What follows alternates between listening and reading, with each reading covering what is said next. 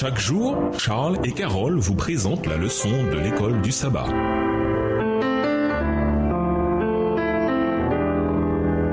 Bienvenue à votre émission Dieu nous parle. Nous voilà la leçon de vendredi. Pour aller plus loin, nous vous invitons à lire dans le livre Jésus-Christ, le chapitre Une voix dans le désert, et aussi dans le livre Conquérant Pacifique, le chapitre Messager de l'Évangile. Ces deux livres ont été écrits par Ellen G. White. C'est fascinant. Apocalypse 14, des versets 6 et 7, le message du premier ange coïncide avec le message évangélique de Jésus dans Marc 1, le verset 15. Le premier ange apporte l'évangile éternel au monde dans les derniers jours pour préparer le retour de Jésus. Tout comme le message de Jésus, l'évangile eschatologique de l'ange comporte les mêmes éléments comme on peut le voir. Marc 1. Le temps accompli. Daniel 9.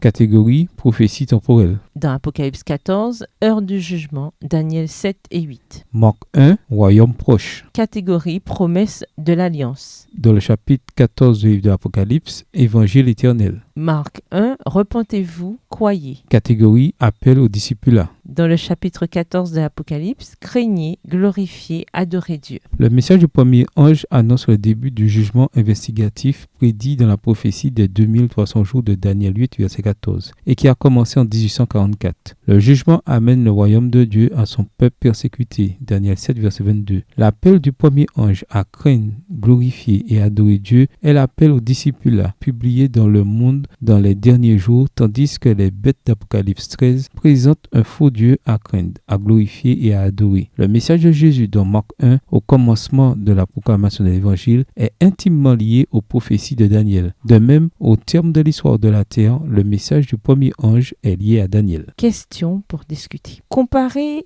Jean-Baptiste et Jean dans Marc 1, les versets 1 à 13. Que nous enseigne la manière dont ils sont présentés? Réfléchissez à la signification du baptême. Lisez Romains 6, les versets 1 à 4 et Jean 3, les versets 1 à 8 et comparez ces passages avec le baptême de Jésus dans Marc 1, les versets 9 à 13. Quelle ressemblance et quelle différence voyez-vous? En quoi cela vous aide-t-il à mieux comprendre la signification du baptême? Comparez l'évangile selon Jésus dans Marc 1, les versets 14 et 15 et le message du premier ange dans Apocalypse 14, les versets 6 et 7. En quoi la compréhension de ces messages vous aide-t-elle à mieux comprendre votre mission pour aujourd'hui? Au revoir. Et à demain si Dieu veut.